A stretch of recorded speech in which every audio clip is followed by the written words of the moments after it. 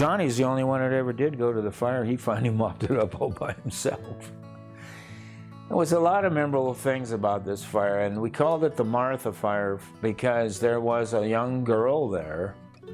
I thought she was 16. I heard she was even younger. And about the second day, when she came out there into the yard where we were camped, and I had a Playboy magazine, and she opened it up and showed me a picture of some Playgirls, and then she pointed at John Rakowski and said, "I like that one with the red jacket."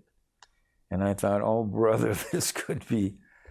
So anyway, she eventually showed the magazine to Rakowski and everything like that, and then we sat around the campfire and said, "Rick, you can't, we're all gonna get shot, you know, we're just gonna get killed." And then she said, "No, they go to sleep.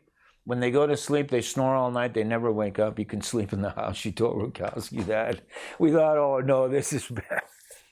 So Rakowski went in there and stayed 2 or 3 nights, and we thought, oh, then 2 boys showed up from downriver, down by toward, not as far as Antioch, but below Red Devil down in there somewhere. These were grandsons also.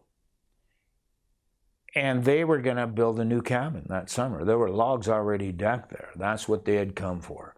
And she was going to help. Martha was going to help do the cooking and everything. And so they came, and even when Rakowski, the last 2 nights, the 2 boys were in there, and the grandma and the grandpa, and all of them. So anyway, that was, we got away with that, and there was no gunfire. But I remember one night sitting out around the campfire.